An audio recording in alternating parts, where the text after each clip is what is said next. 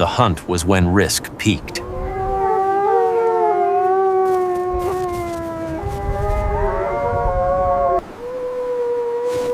Leaving camp meant stepping into a land where nothing protected you but skill. In winter, every footprint whispered who had passed and who might be following. Predators waited for any sound that did not belong to hoof or paw. Cats owned the ledges where no firelight reached.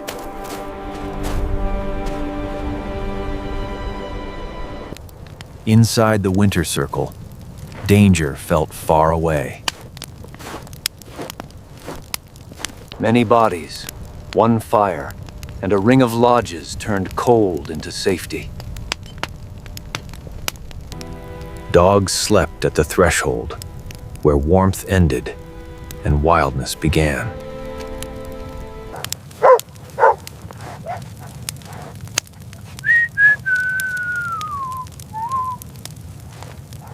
But food did not walk itself into the circle.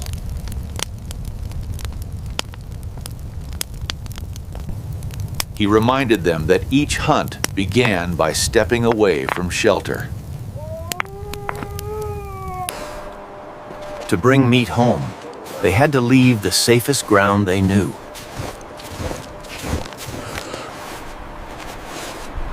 Every knot tied on his gear felt like a promise to return. Even their horses carried the weight of this risk. With each hoof step, the shield of the village grew smaller behind them. Out here, they were small figures on a blank page, watched by unseen eyes. They read the prints of the animals they hoped to kill. And then they checked whether others had already claimed this hunt.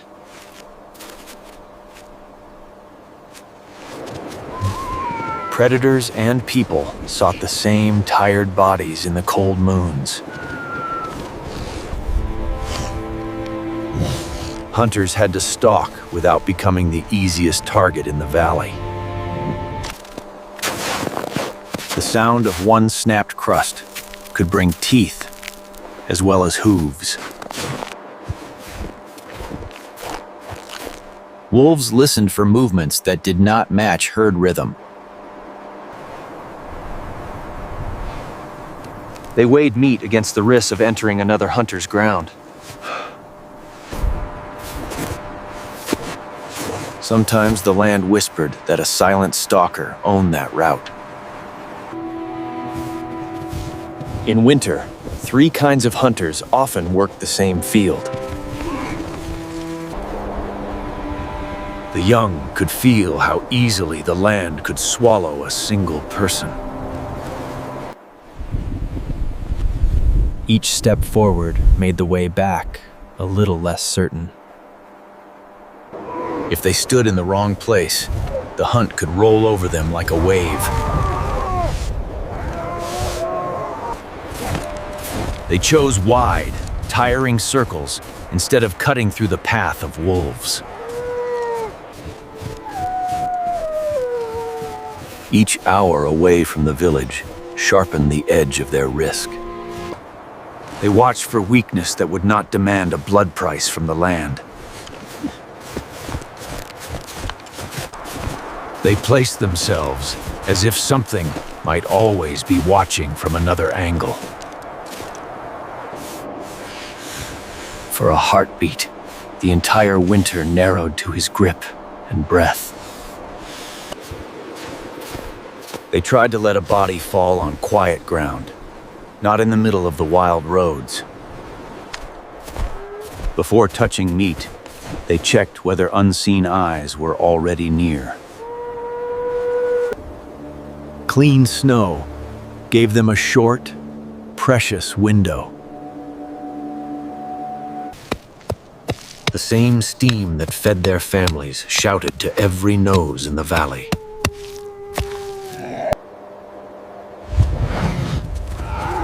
Scent traveled faster than their tired legs could.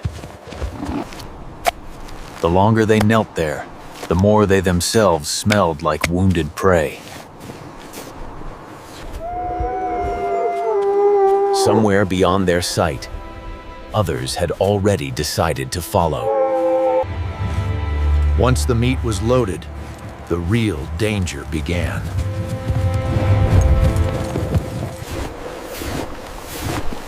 Every step home stamped a trail of scent into the snow. The pack took up the new story and began to read it with their feet. For a while, the hunters led, and the predators followed.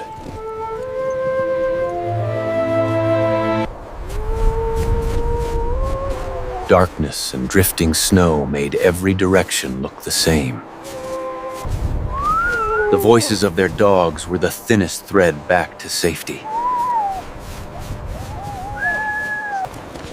Even hungry, the pack knew that some scents led to trouble, not meals. They altered their path to avoid places where both wolves and snow could trap them. A small change in route widened the space between hunter and hunted.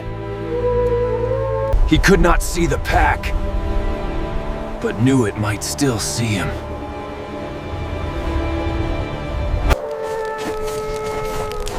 Firelight on the horizon meant the village's shield was near again.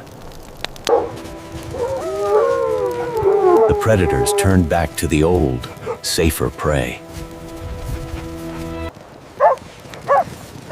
The hunters slipped back through the skin of the village and into its protection. Once inside, the burden of meat became a shared responsibility. Their faces showed how close the line between hunter and hunted had run that day. Leaving camp in winter always carries a price. He reminded them that every hunt was a bargain struck with the cold and the wild. The day's dangers turned into lessons for young ears. The village had survived another day of sending its people into open risk. Even back home, part of him still listened for the wild. Out beyond the Tippis, the hunt never ended for jaws and paws. He mapped in his mind where risk had peaked, so he could step more wisely next time. Morning began erasing the marks of their gamble.